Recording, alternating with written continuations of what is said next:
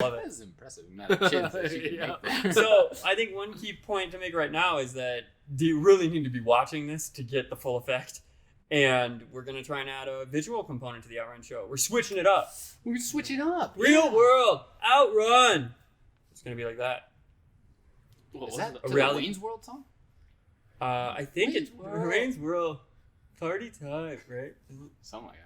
Colin, you have to check us Colin on got that. that Wayne's World song. Yeah, we do need like Colin to be queuing up the mixer in the back with the traditional radio show.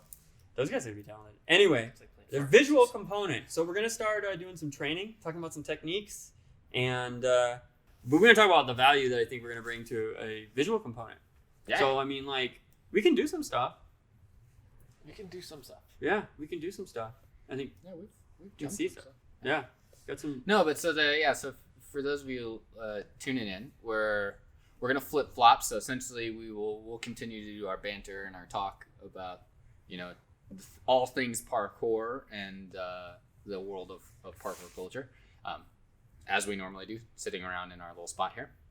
But then on the off weeks, we'll actually be on the floor in the facility, talking about a specific parkour technique or a specific section, or we'll actually have like some, us will be standing around, we'll be demoing, we'll be talking about, we won't be necessarily teaching, but we'll be talking about like our opinions on certain moves, what we like about them, whether we like them or not. There are certainly things that I haven't done in parkour in years because I think it's dumb, but that these two might think are really cool, and we're going to talk about that and why we have those opinions. And yeah, so hopefully it's you're going to get a lot from it, from people who have literally watched parkour become the sport that it is, and actually helped contribute to the sport of parkour and how it's grown And the future. and that like 3/4 of like parkour techniques weren't around when Justin and I started doing parkour. It was like you got like Kong and speed vault and then maybe a front flip. And that was like Kong Gainer was the. that was a big thing. Yeah, Huge. there's a bunch of moves that weren't around when we started. Lache Prees weren't really a thing. They weren't. Oh, dude! On my speaking of this, I'm glad that this will give me the opportunity to. Laches weren't really. Yeah, to talk about that because I had a Facebook does that X number of years ago. I had like an 8 or a 9 year ago or whatever it was, and it was us in that first little Lache Pre that we had in the Loveland location. Oh yeah. Yeah. And I was looking at my like landing, and I was like, CrossFit ruined me. It was, You were in were in Snatch Catch, right? yeah, literally. I think You I landed caught like that. Lache Snatch in this video, and then Val gets the knees on the exit, and I was like, oh my goodness! Like if someone did that here, I would be like, stop! I'd be like, get a defibrillator. I think I logged into my Dropbox the other day, and I have like a few clips of. Oh, did you go Olaf, back and then look I for have, old like, video? No, I was just logging in because we had some family pictures, and I remember I had put them somewhere, but they weren't in my like Google Photos or Drive. So I was like, where would I put them? And I was like, oh, maybe I put them in Dropbox, and they were in there. But also some clips from our first like Loveland location, and there's a clip of you doing a line in there, and I watched it, and I was like, this sucks. I've got to see that. And I've It's got so a couple. terrible. I think I've got a clip of Justin, and I've got a couple of clips of Olaf. And I watched all of them, and I was like, "Oh man, these are awesome!" Like I joked that we sucked in comparison to what the athletes we are now. Right. But yeah, I think it's super cool because like, oh my gosh, like we worked really hard on like these lines. Or they were cool 7 things years back ago, then, minimum. and, like, Those that's those awesome. Yeah. So I'll have to drag them out and like share them. Yeah, I want to look at them. You guys, if you Yeah. should try. This is why I'm always an advocate of capturing your old footage because it's just for yourself. It's so entertaining. I think Jesse took that to an extreme, and you created like a separate Instagram account that you just don't even. Oh yeah, You just have stuff on there in the cloud for proof. pretty much. Yeah. Mm-hmm. But that's a secret one. It's an Easter egg one. If you can find it. It's a private account, so you just have to know my name. Oh. If you hit follow, I might accept, but it's not gonna be anything entertaining. It's literally just clips that I'm like, oh, yeah, I'm gonna save them. Yeah. But mostly I use like Google Photos for that and stuff like that. But Yeah, the quality of Instagram's nice because it won't age well. no, it won't. But you can already see like when I scroll back in my own current profile to just a couple years back of like Instagram posts, so you can see. Yeah, I think my biggest regret is not recording more of the martial arts experience. Because I was the same thing. Like this is why the parkour go around. I was like, nope, I'm gonna record it even though I don't like what I saw. Because at that time I was like, nope, I'm not recording that. I'm not keeping that because it's not where I see myself. It's not my expectations for myself. Yeah, or you're like, that's not good enough to post. And Yep. again, that might be right. Your brand and your social media might not be good enough to post that content. That doesn't mean that content's not valuable.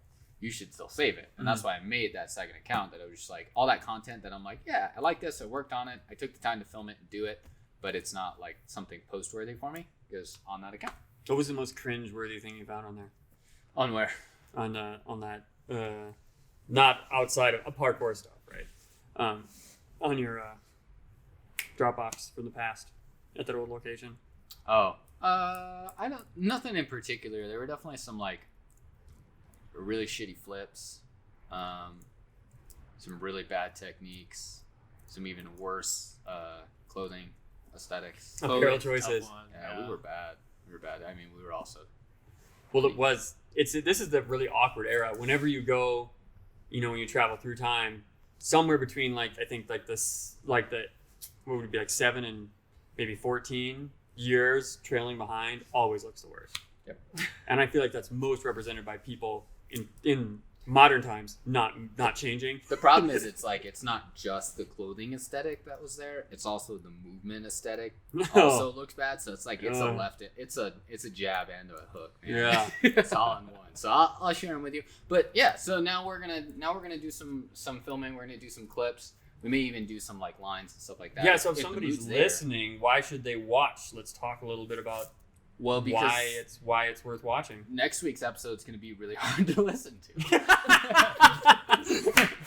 It's going to be hard to listen to the demos. Yeah. I love that it's going to be an audio format. So like if you're driving and you're used to listening to us on a commute or you cruise, you go to the gym and you're like lifting or training and you're listening to us, we really respect and appreciate that. And we try and make that as entertaining as possible without ruffling too many feathers and without getting down too many little like sidetracks. But there's a visual component to what we do. It's just in the nature of parkour and its history, and we have something of value to show there, right? Yeah, I would say if you already have a really good understanding of like parkour techniques and you know all the names and you can picture them and you've done them yourself, then you could listen to these what do we call them, walkabouts? Watch these walkabouts. Oh, listen, because then you get the because you already have a good yeah. visual understanding of what the technique that we're talking about is or what the demos are, and but if you're kind of like an outlier that's interested in parkour but you haven't really done it and you're just kind of interested in what it might contribute to your sport or your industry, then watching the walkabouts is definitely, I don't like that name. Which one was their name? Action episodes, right? It's definitely going to be something that's going to benefit you because you'll be able to see it, which will help your understanding a little bit. But. We're also cutting up, and we haven't talked about this. You guys don't know, but I'm asking Colin to go back and we have a decent library of dialogue. I mean, we've got, what are we on, episode 39. So our 40th episode will be the Outrun Show live or visual, right? Season 2, right? So we might be coming up on season 2. Is about Rona time that we started the podcast. So we're maybe was it June or was it? No, it was sooner than that. Late April. Yeah. So we could post it. But we're gonna take some of what we think is the most valuable snippets, like last week's episode talking about coaching tips for working with kids, working with students, and communicating with students. It was a very valuable chunk of the episode, and so we're gonna clip some of those up and put them in like the best of the Outrun Show category, and then that'll allow people to quickly reference them. Also, a lot of people ask us questions about techniques, or we don't want them to feel like they're starting from scratch. I think that our vision is approachable parkour for many folks. Yep. So it's very good to, if someone asks us about a technique or they don't understand a technique, to send them episodes or sessions that help them better understand that technique. Yeah. If we are talking about Lachey, if we are talking about plyos, I mean, they'd be like, okay, well, if you don't really understand this and you're trying to learn more about it, look at this example. Yep. But individually, what are you excited about, Justin? Like what? Justin's excited to be moving. To not be sitting on this tiny little pedestal. Dude, don't worry. It's in the budget in the new build to get a nice chair. We won't sit on the sushi bowl anymore.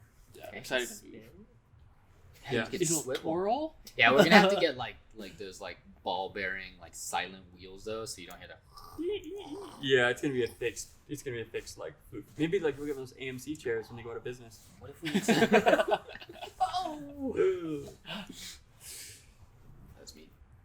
The neckbeard one. We'll never repair. That was me. Never coming back. If you're a neckbeard watching, I'm sorry. Wait, me calling you out by that is mean. Whatever. You choose to identify that way. It's not. Yeah, that's it's true. not put on you. You choose. You choose by not shaving your neck. Right? So I don't even know where that comes from. I'm gonna pretend. literally not shaving the neck. Yeah. From Yeah. If I sitting like let this. this go, it just like. You gotta trim this up a little bit. And I understand sometimes it's easy to not do because it makes the neck nice and warm, but It's just symbolic of being unmaintenanced. I think. Yes. Is Yeah. the way I think about it. Most- yeah. Like you're sitting in front of a game for a long time. A lot of people right now there probably is an abundance of neckbeards out there right now because we have yeah, had sure. remote work. Yeah. Like there's a crypto. If there was a crypto that followed the volume of Neckbeard neckbeard coin? neckbeard coin, totally have made bank on that. To the moon, neckbeard coin, Beard coin. beard coin. Dude, Yeah. there's some weird coins out there. I'll guarantee there's a beard coin. There's Dogecoin. There's a beard coin. That's true. So this format I'm excited about because really, if you've taken any of our programs before, we're pretty animated people physically, and a lot of communication is nonverbal. Mhm. That was even audible and, and visual, right? Oh, that was all of the above. All the above, and so we can really bring some value to the storytelling of the techniques and the animation, and maybe there'll even be a little dancing in there. Ooh, I like that. You get a There's little dancing. definitely gonna be dancing. There's definitely yeah, for sure. a background dancing, foreground dancing, yeah, the whole night. I love to demonstrate like the mechanics of jumps, landings, and different movements in exaggerated and dancey fashion. So It's easy. my analogies will just spiral very quickly. So it's a bare minimum a good sense of comedic relief if you're taking your training too seriously, too narrowly. If you're a serious guy. If you're a super serious guy, Serious girl. or